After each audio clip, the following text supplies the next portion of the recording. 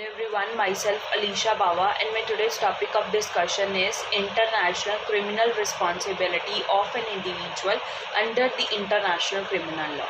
So let us first of all discuss what is this international criminal code and how does it functions. The International Criminal Code is the international system of criminal justice which administers the crime against humanity. It operates upon a statute which is known as Statute of Rome or Rome Statute. The Rome Statute came into force on July 1, 2002. It is a legal document containing the whole effort of mankind against the abolishment of dangerous crimes. In this article, we will analyze the individual criminal responsibility which is determined under Article 25 of the Statute of International Criminal Law. Now let us discuss what is this criminal responsibility. The term criminal responsibility can be referred to as a person's ability to understand his or her conduct at the time of committing an offense. To further explain what a person has in mind when he commits a crime or what result is anticipated when a crime is committed. Law defines crime in terms of an act or omission, actus rea, and mental state, that is mens rea. Criminal responsibility relates to the mental state element of a crime. What is individual criminal responsibility? Let us see through it. When there is a commission of crime with international importance besides state responsibility for violation of international law, individuals may be held criminally responsible for international crimes. That is, crimes against humanity, war crimes, and genocide, etc. For example, if there is a breach of law of war, each member of the armed forces is directly responsible for that breach and can be held responsibly before a criminal court for violation of law of war.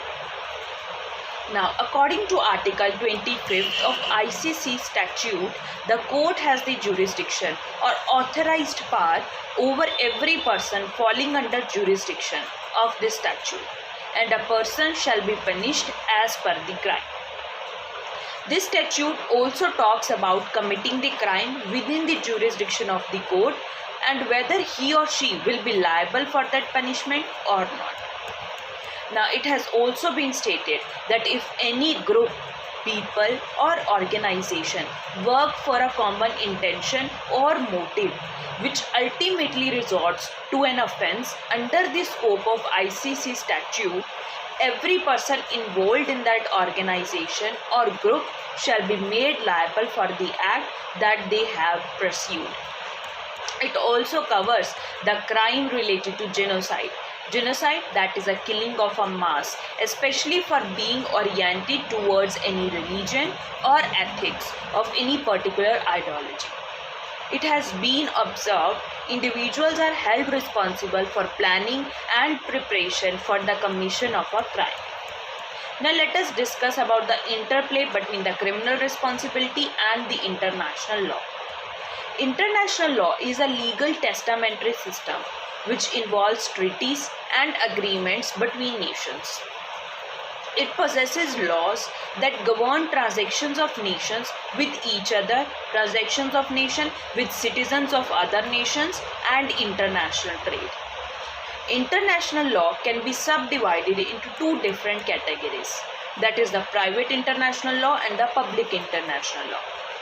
Private international law deals with controversies between non-government entities overseas, those people or companies and corporations having significant relationship with more than one nation. For example, if we consider lawsuits arising out of the toxic gas leak in Bhopal, India, from industrial-owned plant by Union Carbide, which is a USA corporation, falls under the scope of matters to be considered as the matter of private international law. Next is the public international law. Public international law deals with the relation between the government of the nations. These include standard of laws of the sea, international behavior, diplomatic law, economic law, human right law or environment law, etc. These principles of public international law are either written or evolved over time. Those which have been written are codified and are known as treaties. Those which have evolved over time are known as customary laws and have obtained nations' consent by implications. Now, let us discuss, does Article 25 of ICC statute interfere or dominate any state's international criminal justice system? The International Criminal Court does not override or act as a substitute for the internal judiciary of the nations.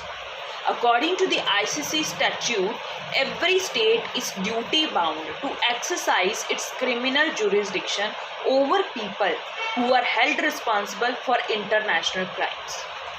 The ICC shall only intervene where a state is showing unwillingness or genuinely unable to enforce penalties and pursue investigation to prosecute the perpetrators. The chief objective of the International Criminal Court is to escalate the effort to put an end to impunity for the perpetrators of the most heinous crimes of concern to the international community. To conclude my speech, I would like to say that the International Criminal Court punishes the participants and criminals. It also looks up to the victims and witnesses' protections as well. As far as basics are concerned, this is all about the international criminal responsibility one can know.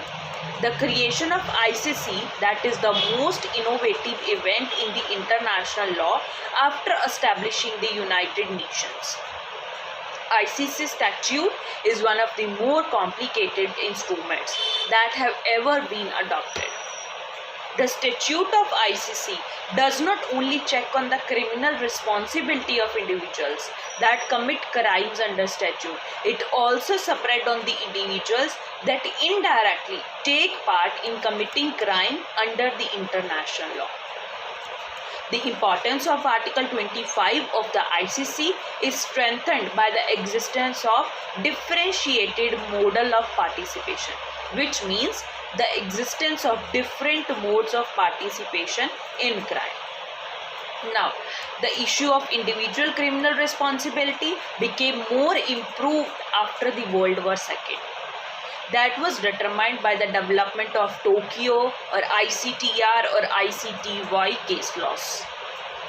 From the objective point of view, despite the limited jurisdiction of ICTY, ICTR or Tokyo, they played and still are playing a significant role. The existence of Rome Statute and its article is mostly merit of the above mentioned tribunals. Decisions made by these tribunals are very important for further development of international criminal and international humanitarian law, also for strengthening the issue of individual criminal responsibility. Thank you.